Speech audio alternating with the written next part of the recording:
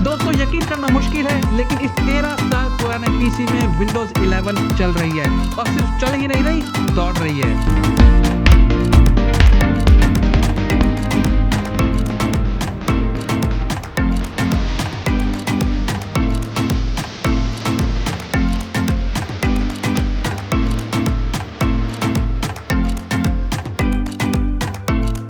और idol mode के अंदर सिर्फ 1.7 GB ऑफ रैम यूज हो रही है, यानी कि मल्टीटास्किंग करने के लिए हमारे पास ज्यादा रैम अवेलेबल होगी।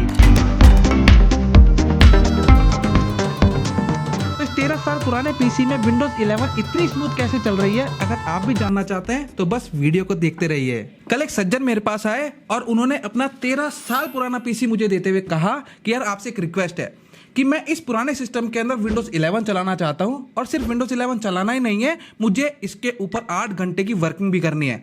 तो क्या आप ऐसा कर सकते हैं? आपको आईटी फील्ड के अंदर 18 साल हो गए हैं, यूट्यूब चलाते हुए 8 साल हो चुके हैं, तो इतना तो आप कर ही सकते हैं। अब उनकी इस रिक्वेस्ट के अंदर मुझे रिक्वेस्ट कम और चैलेंज ज़्यादा लगा, तो मैंने भी सोचा चैलेंज एक्सेप्टेड। उन महोदय ने एक और शर्त रखी मेरे सामने कि मैं मदरबोर्ड प्रोसेसर को चेंज नहीं करना चाहता एंड कम से कम खर्च के अंदर मुझे इसके अंदर विंडोज 11 रनिंग कंडीशन के अंदर चाहिए। अब जोश ही जोश के अंदर मैंने चैलेंज एक्सेप्ट तो कर लिया, लेकिन इतने ओल्ड हार्डवेयर के अंदर विंडोज 11 को स्मूथली रन कर पाना वाकई में एक बहुत बड़ा चैलेंज है। खैर एनीवे, जब चैलेंज एक्सेप्ट कर ही लिया है तो डरना कैसा।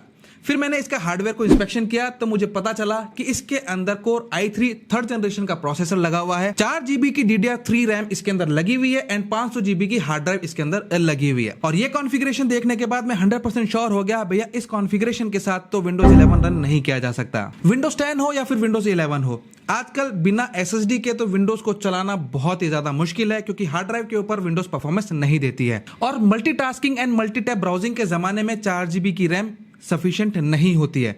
अब कस्टमर की मांग थी कि कम से कम खर्च के अंदर सिस्टम को अपग्रेड करना है, तो मैंने इसके अंदर 128 GB SATA SSD लगाने का फैसला किया, जो कि आज की तारीख में अप्रॉक्स 2000 रुपए की कॉस्ट करती है। एंड 4 GB DDR3 रैम की जगह पर मैंने 8 GB DDR3 रैम का इसके अंदर यूज करना उचित समझा, जो कि इस समय लगभग 2000 रुपए की कॉस्ट करती है। आप लोग मुझे कमेंट करके ये बताओ कि मैंने दोनों रैमों को एक साथ यूज क्यों नहीं किया। मिनिमम कॉस्ट के चैलेंज को पार करने के बाद मेरे पास सामने एक और चैलेंज था, वो था इतने पुराने हार्डवेयर में विंडोज 11 को इंस्टॉल करना।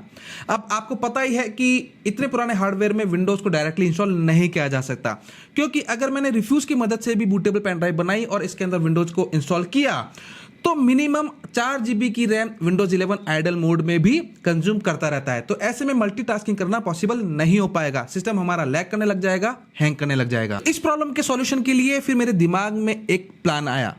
मुझे लगा कि विंडोज 11 को डीब्लॉट किया जाए। डीब्लॉट करने से उसकी जो हार्डवेयर रिक्वायरमेंट है वो बाईपास हो जाती है एंड साथ में जितने भी उसके अंदर अनवांटेड एप्लीकेशंस या फिर कह सकते हैं कि प्री इंस्टॉल एप्लीकेशंस में इंस्टॉल होती है वो सभी रिमूव हो जाती है, जिससे विंडोज लाइट वेट हो जाती है एंड बैकग्राउंड में बहुत ही कम रैम का यूज करती है। एक चीज मैं आप लोगों की इन्फॉर्मेशन के लिए बता देना चाहता हूं कि विंडोज 11 को डीब्लॉट करना कोई पायरेसी नहीं होती है, क्योंकि विंडोज 11 को डीब्लॉट करने के बाद भी आपको उसको एक्टिवेट करना पड़ेगा और इसके लिए आपके पास एक जेन्युइन की होनी चाहिए।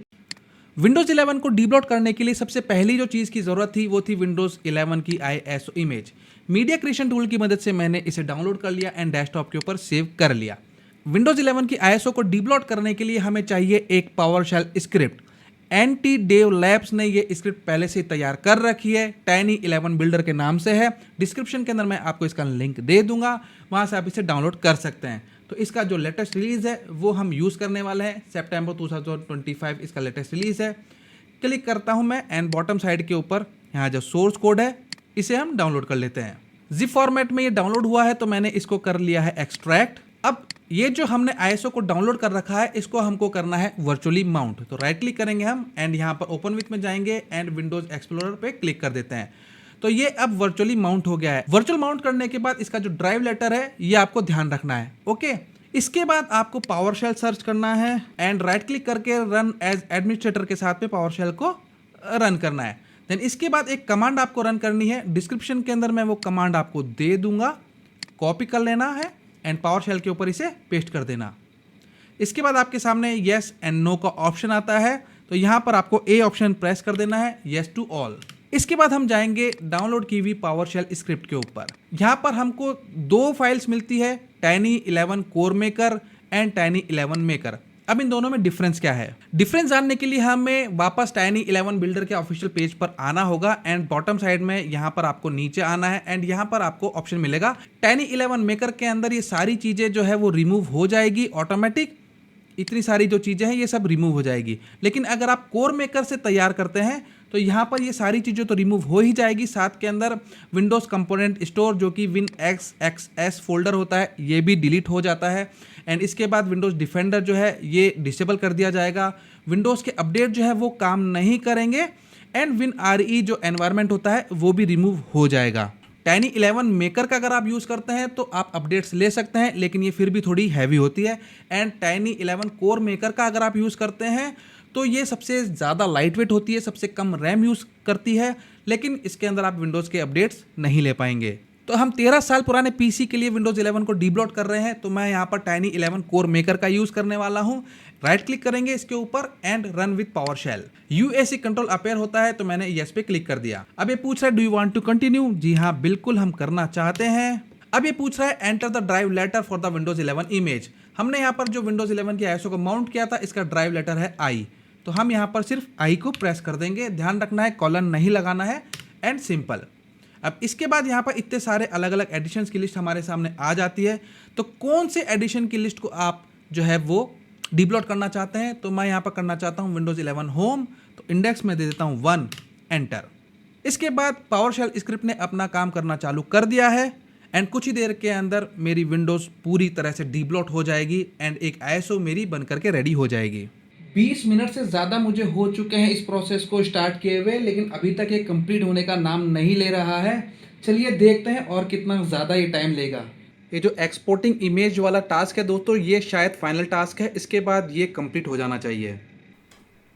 एंड फाइनली आफ्टर 45 मिनट्स के बाद ये टास्क कंप्लीट हो ही गया है। मुझे उम्मीद नहीं थी कि इसमें इतना ज़्यादा टाइम लग जाएगा। खैर एनीवे, अब मैसेज आ रहा है press enter to continue and यहाँ पर इसने जो फाइल सेव की है वो हमारी इस लोकेशन के ऊपर सेव कर दी है हमारी नई आईएसओ को। तो चलिए चेक करते हैं। तो फिलहाल हम करते हैं प्रेस यानी कि टू कंटिन्यू, इसको हम कर देते हैं क्लोज। डाउनलोड्स के अंदर हम आते हैं, टाइनी फोल्डर के अंदर हम आते हैं एंड ये है हमारी विंडोज़ की नई आईएसओ डीब्लोटेड। अब देखो, पहले जो हमारी आईएसओ है इसका फाइल साइज़ हम चेक करते हैं, लगभग 6.31 GB के अप्रॉक्स है एंड ये जो हमारी Tiny11 बनी है इसका फाइल साइज़ लगभग 3.2 GB के आसपास ही रह गया है, यानी कि फाइल साइज़ लगभग आधा हो गया है। अब हमें इस टाइनी आईएसओ की बूटेबल पेन ड्राइव बनानी होगी। इसके लिए हम यूज़ करने वाले हैं रूफोस का। तो यहाँ से मैं इसका लेटेस्ट वर्जन डाउनलोड कर लेता हूँ एंड मैंने 64 GB की पेन ड्राइव को सिस्टम के अंदर कनेक्ट कर दिया है। सेलेक्ट वाले बटन के ऊपर हमको यहाँ पर सेलेक्ट करनी है हमारी टाइनी ओएस। मैंने सेलेक्ट कर लिया है। पार्टीशन स्कीम, जो कि हमारा सिस्टम पुराना है इसलिए हम MBR पार्टीशन स्कीम के अंदर इसे इंस्टॉल करेंगे एंड यहाँ पर हम दे देते हैं नाम इसका Tiny11 एंड स्टार्ट। अब ये जो ऑप्शन है दोस्तों, ये सारे ऑप्शंस हमें हटा देने हैं। सिर्फ एक ऑप्शन हम रखेंगे create a local account with user name, इसको हम चेक कर देते हैं एंड बाकी का ओके।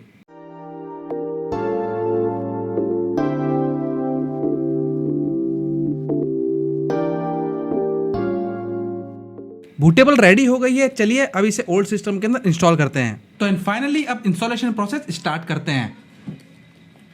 ओ सीमो सेल भी इसका ख़राब हो गया है तो उसे भी चेंज करना पड़ेगा एंड इसके बाद हम यहाँ पर सबसे पहले सेलेक्ट कर लेते हैं MBR पार्टीशन वाली हमारी पेन ड्राइव। तो MBR मोड के अंदर ये बूट तो हो गई है क्योंकि यहाँ पर हमको विंडोज़ 11 का लोगो नज़र आ रहा है। बूट एनिमेशन भी हमको यहाँ पर नज़र आने लग गया है, तो इसका मतलब हम सही रास्ते पर हैं। सेटअप विजार्ड हमारा ओपन हो गया है। आपने यहाँ पर देखा किसी भी तरह की कोई एरर हमको यहाँ पर अभी तक नहीं आई है एंड इंस्टॉलेशन विजार्ड आगे बढ़ गया है। ओके, तो इसके बाद हम प्रोसेस को आगे बढ़ाते हैं।